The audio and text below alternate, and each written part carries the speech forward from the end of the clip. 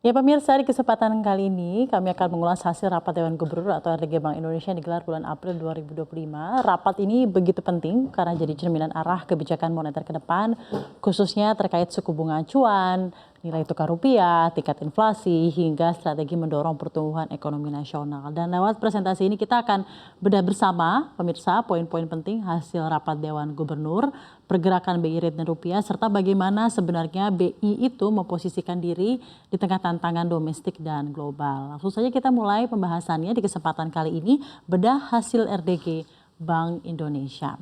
Ya, poin penting hasil RGBI ini tentunya adalah 5 April ini menunjukkan bahwa Bank Indonesia kembali mempertahankan BI rate di level 5,75% dengan deposit facility sebesar 5,5% dan lending facility di 6,5%. Dan kebijakan ini tetap konsisten dalam menjaga stabilitas makroekonomi, utamanya untuk mengarahkan inflasi tetap dalam target 2,5 plus minus 1%, serta memperbaiki defisit transaksi berjalan menuju kisaran lebih sehat antara 2,5 hingga 3% dari PDB. Masih sesuai dengan sifat prudent, forward looking, dan preemptif yang dilakukan oleh Bank Indonesia selama ini. Sekarang kita lihat secara historikal grafik yang ada dari BI Rate. Terlihat jelas bagaimana arah kebijakan dari Bank Indonesia bergerak selalu mengikuti dinamika ekonomi yang ada baik global maupun domestik.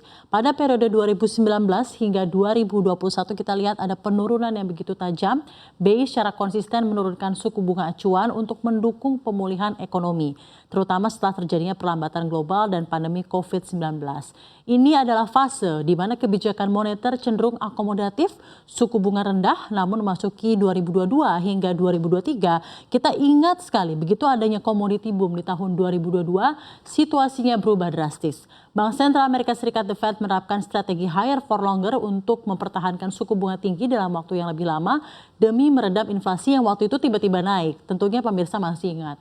BI langsung merespon dengan menaikkan suku bunga secara bertahap, sempat menyentuh level 5,75% di Januari 2023, dan angka ini bukan hanya untuk menjaga stabilitas nilai tukar rupiah, tetapi juga menahan laju inflasi impor dari kenaikan harga global. Kemudian di tahun 2024 hingga Maret 2025, BI memilih untuk menahan suku bunga di level 6% sambil terus mencermati dinamika eksternal dan stabilitas internal, dan sekarang di 5,75%. Nah, fokus BI saat ini seperti yang disampaikan oleh Gubernur Peri Warjio adalah tetap menjaga daya beli, memastikan inflasi terkendali, dan mendorong momentum pemulihan yang masih berlangsung. Secara keseluruhan, pergerakan BI rate selama 1 dekade ini menggambarkan strategi moneter yang adaptif, yang responsif terhadap tekanan global dengan tetap mengedepankan stabilitas ekonomi nasional.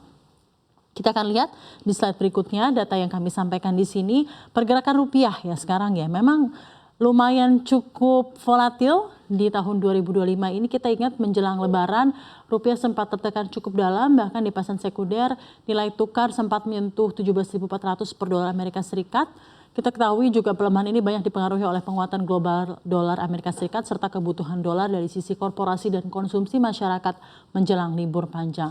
BI juga intens melakukan intervensi untuk menjaga stabilitas nilai tukar. Kita lihat di sini bersama pergerakan yang ada di mata uang Garuda atau rupiah yang memang kalau kita lihat dari awal 2025 sampai sekarang di bulan April 2025 ada fluktuasi volatilitas ya, tapi memang trennya itu adalah depresiasi rupiah terhadap dolar Amerika Serikat. Dolar semakin tinggi harganya, sedangkan rupiah justru semakin melemah, dan depresiasi rupiah yang terus berlanjut di 2025 ini memang dipengaruhi oleh kombinasi faktor eksternal dan internal. Tentunya adalah kebijakan moneter Amerika Serikat yang ketat, harga komoditas yang fluktuatif, dan defisit neraca perdagangan Indonesia menjadi faktor kunci yang menekan nilai tukar rupiah. Sementara itu ketidakpastian ekonomi domestik dan global juga memperburuk sentimen pasar terhadap mata uang Indonesia, dan penting sekali bagi Indonesia untuk terus memperbaiki fundamental ekonomi domestik seperti meningkatkan ekspor, menurunkan ketergantungan pada impor, dan menjaga stabilitas makroekonomi untuk mengurangi dampak-dampak depresiasi rupiah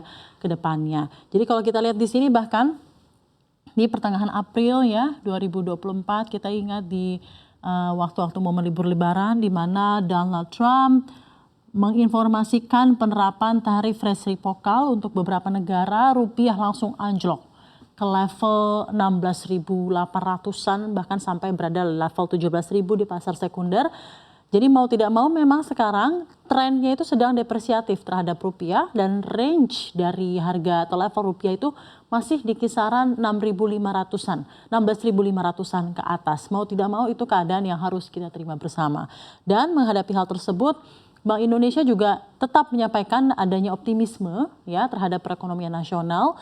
Pertumbuhan ekonomi diperkirakan akan ada di kisaran titik tengah 4,7 sampai 5,5% ya di 2025 ini menakar seluruh sentimen yang ada. Lalu prediksi ini juga sebenarnya dipengaruhi dampak langsung kebijakan tarif Amerika Serikat yang menurunkan ekspor Indonesia ke Amerika Serikat dan dampak tidak langsung akibat penurunan permintaan ekspor dari mitra dagang lain Indonesia, terutama China yang sedang berselisih dengan Amerika Serikat. Di satu sisi inflasi masih dalam jalur yang terkendali, sementara defisit transaksi berjalan mulai membaik. Defisit current account di 0,5 sampai 1,3% dari PDB dan ini menandakan bahwa ruang untuk pelonggaran moneter atau pemotongan suku bunga mungkin mulai terbuka, namun tentunya BI masih begitu prudent untuk mencermati risiko eksternal yang ada. Lalu BI juga memperkirakan current account deficit tetap berada terkendali ya, jadi transaksi berjalan akan tetap terkendali. Inflasi juga diperkirakan tetap masih dalam posisi yang rendah dan neraca perdagangan berpotensi kembali mencatat surplus, terutama didorong oleh perbaikan harga komoditas global. Kita ingat beberapa hari lalu BPS baru saja mengumumkan bahwa neraca perdagangan kita sudah surplus 60 bulan berturut-turut dan di bulan Maret 2025 adalah capaian surplus tertinggi juga selama beberapa waktu, yaitu di 4,33 miliar dolar. Jadi tren-tren baik masih ada di tengah ketidakpastian dan dinamika yang ada di global, namun secara domestik masih banyak harapan, masih banyak variabel-variabel makroekonomi yang memiliki dan menunjukkan resiliensi.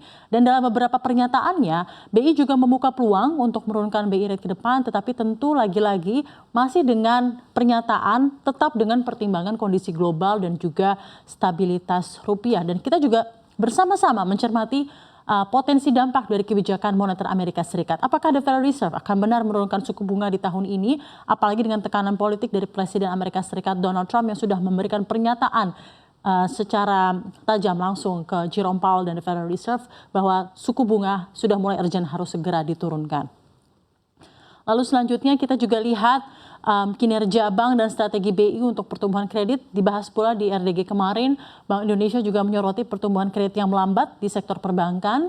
Sebagai respon, BI mengkaji pelonggaran aturan rasio loan to value serta uang muka kendaraan bermotor sebagai langkah untuk mendorong kredit sektor konsumsi dan properti. Di sisi lain, BI juga mengakui ada sejumlah bank yang kesulitan menaikkan dana pihak ketiga karena ketatnya likuiditas di pasar. Dan ya secara keseluruhan RDGBI bulan April ini menunjukkan hal yang begitu baik. Kebijakan moneter BI tetap fokus pada stabilitas makroekonomi. Intervensi pasar diperlukan untuk menjaga stabilitas nilai tukar rupiah dan strategi BI mendukung pertumbuhan kredit dan perekonomian secara keseluruhan. Kita akan melihat kinerja bersama dari BI tentunya di bulan depan. Namun keadaan yang ada memang tidak sedang baik-baik saja di global terutama, tapi dengan regulasi yang forward looking dan preemptif, Indonesia akan melewati hal ini dengan resilient.